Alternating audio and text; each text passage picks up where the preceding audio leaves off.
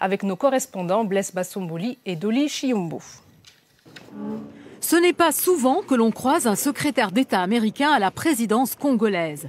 Tous les regards sont rivés sur John Kerry et la rencontre avec le président Joseph Kabila semble des plus chaleureuses.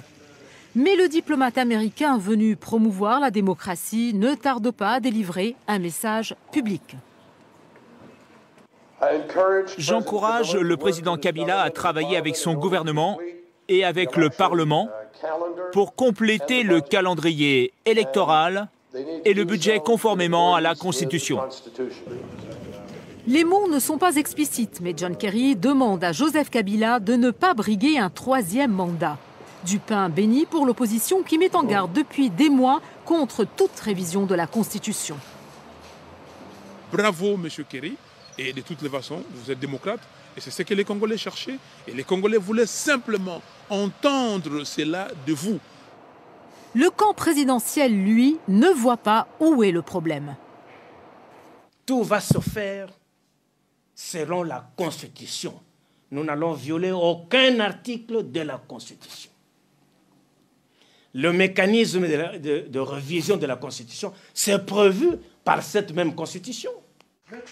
Loin de la polémique, une chose est sûre, à 2 ans de l'échéance présidentielle, Washington s'engage cette fois-ci à soutenir un scrutin transparent et crédible en République démocratique du Congo. Vous écoutez Zapping Info Congolaise. De passage à Kinshasa, le secrétaire d'État américain John Kerry a exhorté le président congolais Joseph Kabila à ne pas briguer un troisième mandat. Il a annoncé un appui additionnel des États-Unis aux élections de 2016. Les précisions de Timothée Donangmai. Suite à ses entretiens avec le président Kabila hier à Kinshasa, le chef de la diplomatie américaine a fait savoir que Washington fournira 30 millions de dollars en soutien aux élections congolaises de 2016 qui, selon lui, devront être transparentes et crédibles.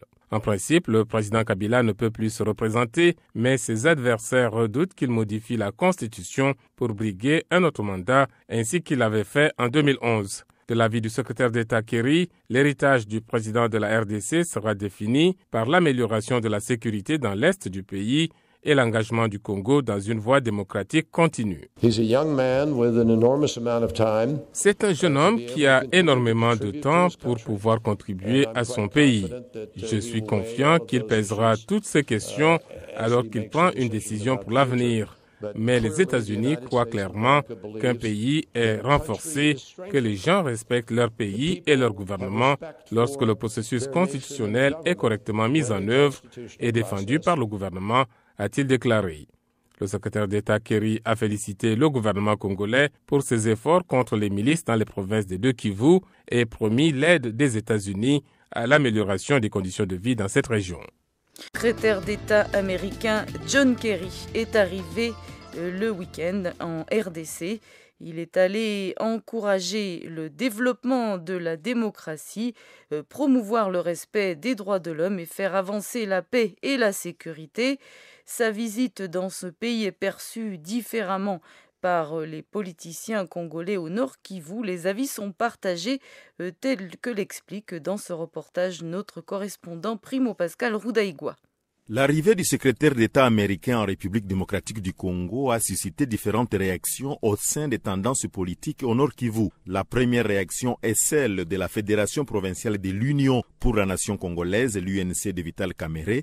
Son représentant au Nord Kivu, Léon Tembo, dit que la majorité au pouvoir a fait du Congo un bébé qui recourt toujours à l'étranger pour régler les problèmes internes de la nation. Les actions de gouvernants au Congo sont en train de rendre notre pays toujours dans un statut d'un bébé. Chaque fois que les gouvernants de notre pays posent des actes qui ne semblent pas être corrects, comme ce qu'on veut faire pour le moment, changer la constitution, tout ça, bon, ce sont des manœuvres qui, en fait, ne donnent pas confiance, même à l'étranger. Pour essayer de trouver solution à notre propre problème, il faut faire venir des étrangers dans notre pays.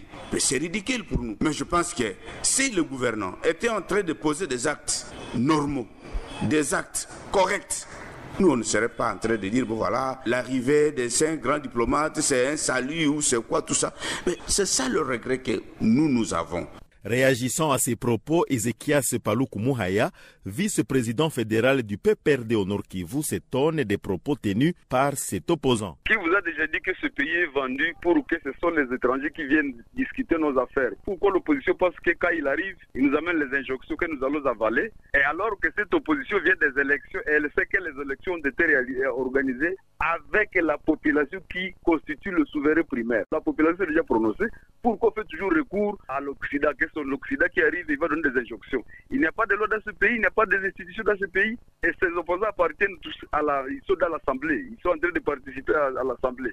Pourquoi ils veulent que c'est l'Amérique qui nous donne des injonctions? Pour sa part, Dr Patrick Bahala, acteur politique indépendant, estime que l'arrivée de John Kerry en RDC ne doit pas créer des polémiques. Tout à fait normal, le patron de la diplomatie américaine se déplace en RDC parce que la RDC est un pays ami aux États-Unis. Nous sommes deux pays souverains. C'est tout à fait normal dans le cadre des échanges bilatéraux qu'ils puissent venir en RDC. On peut s'imaginer rapidement en tant que politique, il s'agirait de questions d'ordre de démocratie comme étant amis. Ils pourraient peut-être écouter la RDC parce que nous sommes un État souverain, il ne vient pas nous imposer quoi que ce soit. Ici, on envoie un émissaire, c'est dans un sens de dialoguer, de changer, de connaître la réalité. Depuis Goma, Primo Pascal Rudahigwa pour La Voix de l'Amérique.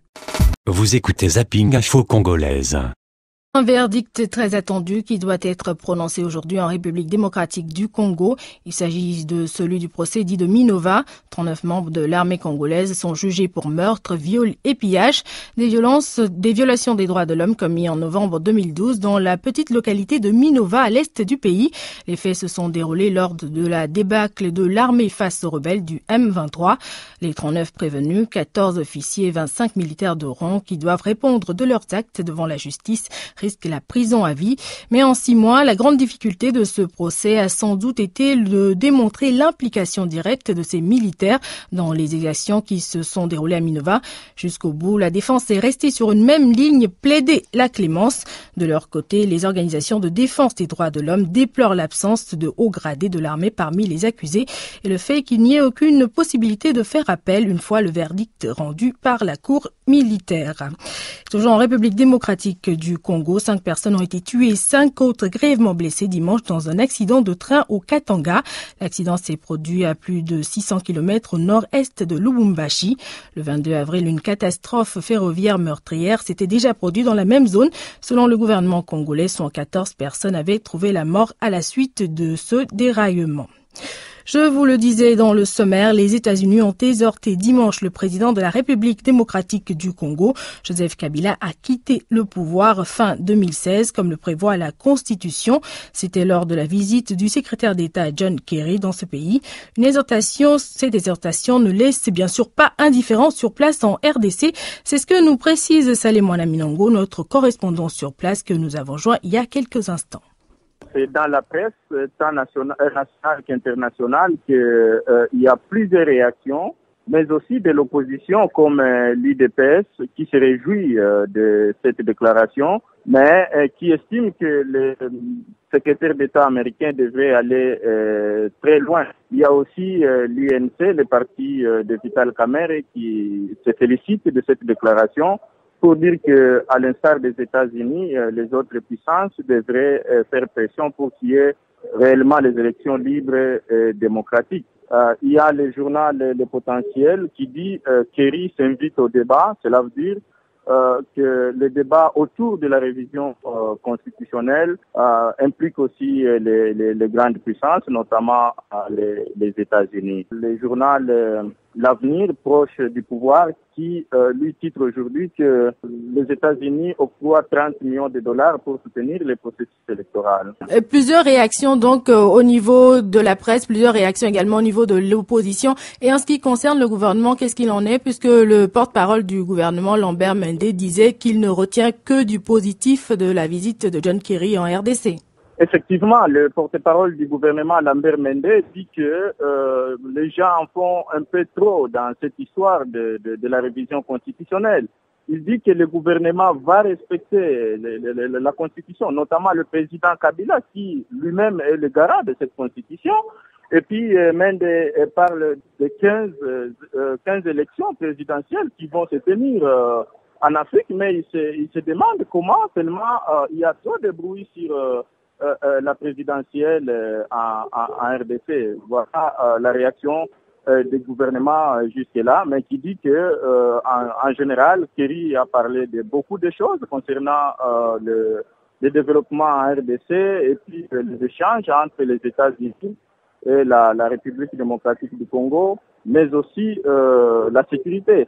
Par là, il dit ce sont là les priorités pour le gouvernement et non les élections, parce que ils estiment qu'ils ont encore 2 ans de gestion du pays. C'était là les précisions de notre correspondant Saleh Mwanamilongo concernant l'exhortation des États-Unis faite à Joseph Kabila de quitter le pouvoir fin 2016. Vous écoutez Zapping Info Congolaise.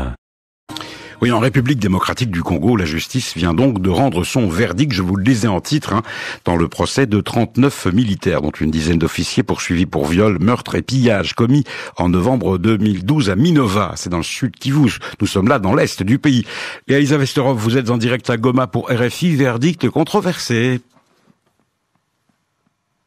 Et oui, Laurent, après plus de 3 heures d'audience, 3 heures pendant lesquelles les juges ont pris le temps de revenir sur les faits et de justifier leurs conclusions, et bien après 3 heures d'audience, le verdict vient de tomber, et pour 14 officiers, quasiment l'ensemble des officiers sauf un, c'est l'acquittement qui a été prononcé. La Cour a en fait estimé qu'elle ne pouvait pas établir la responsabilité de ses commandants, établir qu'ils avaient par exemple échoué à stopper les violences, sachant qu'un certain nombre d'entre eux n'étaient pas sur les lieux pendant ces crimes commis en novembre 2012. Pour le reste des 39 prévenus, 19 ont été condamnés à 10 ans de prison pour pillage et violation des consignes. Ils ont aussi été destitués de leur rang de militaires. Enfin, 3 ont été condamnés à 20 ans de prison et 2 à perpétuité, l'un pour meurtre et l'autre pour viol. Au final, Laurent, seuls 2 viols ont été reconnus et condamnés par les juges. Et c'est là la principale déception des avocats des victimes aujourd'hui. 60 victimes de viol étaient venues témoigner ici à Goma devant la barre. 190 en tout ont porté plainte. Et la Cour a estimé ne pas avoir assez d'éléments pour établir que les prévenus qui étaient ici avaient en effet commis ces viols. Du coup, déception du côté des avocats des victimes. Satisfaction par contre du côté de la défense, très acquittement. La défense des prévenus a estimé que le droit a été prononcé avec distance et objectivité aujourd'hui. Elisa Vesterov à Goma dans l'est du Congo en direct dans votre journal.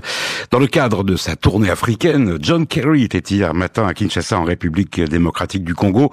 Le chef de la diplomatie américaine s'est d'abord entretenu avec le président Joseph Kabila. John Kerry a ensuite donné une conférence de presse, conférence au cours de laquelle il a demandé au président Joseph Kabila de respecter la Constitution et le calendrier électoral. De fait, ça veut dire s'abstenir de briguer un 3e mandat en 2016 à Kinshasa. Selon qu'on soit du pouvoir ou de l'opposition, chacun a son interprétation du discours tenu par John Kerry. Les uns applaudissent, les autres relativisent. Bref, Kamanda Muzembe, chacun a son mot à dire. Le passage de John Kerry à Kinshasa semble redonner des ailes à ceux qui sont opposés à une éventuelle candidature du président Joseph Kabila pour un 3e mandat à la tête du pays. Ceux qui sont contre toute révision constitutionnelle allant dans ce sens ont trouvé en l'Amérique un allié de poids pour dissuader le chef de l'État à se laisser convaincre par les jusqu'au boutistes de son camp qui veulent coûte que coûte le maintenir au pouvoir. La société civile a applaudi des 2 mains. Elle réclame l'alternance. Elle l'a fait savoir dans un mémorandum au chef de la diplomatie américaine. Côté mouvance présidentielle, on relativise. Les mots ont leur importance, explique Lambert Mende. Pour le porte-parole du gouvernement, John Kerry a parlé avec le président, entre autres choses, de la nécessité de conformer le processus électoral aux prescrits et aux délais prévus par la Constitution. Il n'a été à aucun moment question d'un message invitant le président Kabila à ne pas se présenter à l'élection de 2016, Kamanda Muzembe, Kinshasa, RFI. Oui, nous